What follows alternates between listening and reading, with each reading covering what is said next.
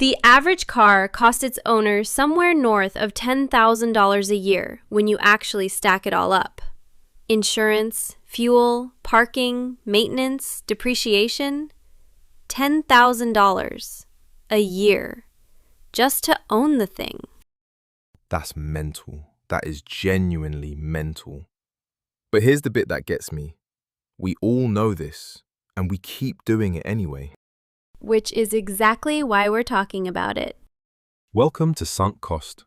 Two friends, one mic, and a lot of opinions about money. I'm Alex, that's Sofia, and we dig into what modern life actually costs us and whether it's really worth it. New episodes every Monday, Wednesday, and Friday. Today we are talking about cars. Specifically, why owning one is a money pit we all keep passionately defending. Sofia, let me ask you straight.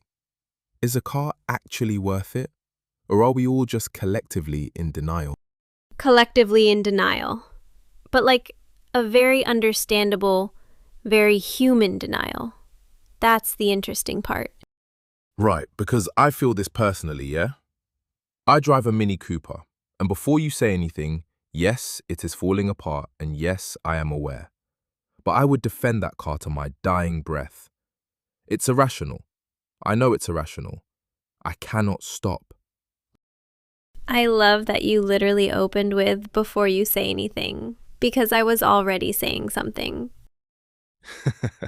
You were already halfway through a spreadsheet about it. I mean, not inaccurate. But okay, here's the thing about the Mini specifically. What did you pay to fix it last time? We don't talk about that. We absolutely talk about that. That's the whole show. Fine. Something in the gearbox. Something expensive in the gearbox. And the mechanic did this thing where he sucked air through his teeth, which, if you don't know, is British for, mate, this is going to ruin your month. The teeth sucking. Iconic. Universal language of financial pain. It's a dialect all of its own. But here's what I did. I paid it. Obviously I paid it. Because what am I going to do? Not have the car? And that is exactly the trap, isn't it? You're already in it. You've already bought the thing. Every repair feels like the sensible choice versus losing the whole investment. That is textbook sunk cost fallacy. And I say that with full affection because it's literally the name of our show. We named the show after my relationship with my car. I'm just now realizing that. It works on multiple levels. But okay, walk me through the actual numbers because I feel like people don't stack it all the way up.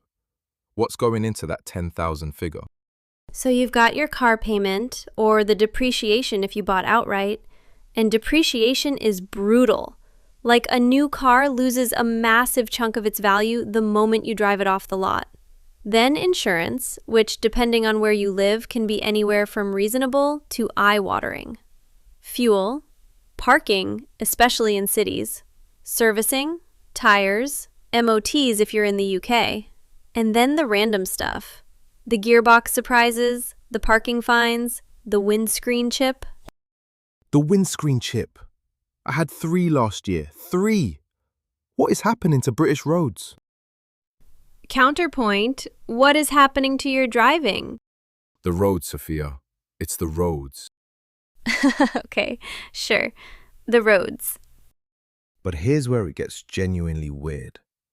People will negotiate aggressively over the price of the car, right? They'll spend a weekend getting the best deal, and then they'll just absorb every cost that comes after it without blinking. Like the sticker price is the war they're fighting, and everything else is just vibes. Yes, and that's a real psychological thing. Once you've made the big purchase decision, your brain basically goes into justification mode. Every subsequent cost feels like a cost of ownership, not a cost of the decision. You stop asking, should I have this car? And you start asking, how do I keep this car running? Which is exactly what I do. Every single time. I never ask, should I still have the Mini? I ask, how much is the Mini going to need this month? And that's not stupidity, genuinely. It's just how brains work with big committed purchases. So what would the alternative even look like? Because I feel like just don't have a car is the kind of advice that sounds great from someone who lives near a tube station. Which I do, and I'll own that. But I think the honest alternative isn't go carless forever. It's actually running the number. Like, what would it cost you in Ubers and trains and car hire for the specific trips you actually take? Because I'd bet for a lot of city people, it's still less. Not for everyone, but for a lot. But you lose the spontaneity though. You lose the thing where it's 11 o'clock and you just decide to drive somewhere. That has value. That freedom has value. How often do you actually do that, though? Occasionally. Occasionally. So you're paying 10 grand a year for occasionally. When you say it like that, I want to get off this podcast. You're literally the host. You can't leave. Trapped. Like I'm trapped in the Mini. Which I also can't leave because of the gearbox. But okay, here's what I actually find fascinating about the car thing. And this is the bit that I think gets underrated in this conversation. It's not just money. It's status. Cars are one of the last big visible status signals we've got. Oh, massive. Massive. And what's interesting is the status game has shifted, hasn't it? Like it used to be about having a nice car. And now, for a certain demographic, it's about conspicuously not having one. Oh, I just cycle everywhere and take the train. That's its own status play now. Oh, absolutely. The status of the no car is very real, especially in cities. But most of any country, doesn't have that option. And I think city brain people, myself included, sometimes forget that. That's a fair point, actually. My mum lives in a village. No car is not a lifestyle choice there. It's just stranded. Right. And so the conversation changes completely depending on where you are. For a suburban family, the car maths looks totally different. It's a genuine utility. It's often non-negotiable. The problem is when people in cities with actual alternatives are still paying city prices for parking and still treating the car as the default. And the city parking prices are obscene now, aren't they? I'm not going to tell you what I pay, but it is a number that should embarrass me. And does it? Deeply. Every month. Deeply. And then I pay it again. Final boss take incoming, by the way. Oh, here we go. Let's have it. I think the car is the single biggest place where people's self-image and their actual financial reality are completely disconnected. Like, people will track every small expense. They'll feel guilty about a coffee. They'll cancel a streaming service to save $12 a month. And then completely ignore the $12,000 a year car situation. Because the car doesn't feel like a choice anymore. It feels like furniture. It's just there. That's the one. Because I genuinely fret about my oat milk lattes, which, yes, Sofia, I see your face, and I know you drink black coffee like a normal functioning adult. Like a person with self-respect.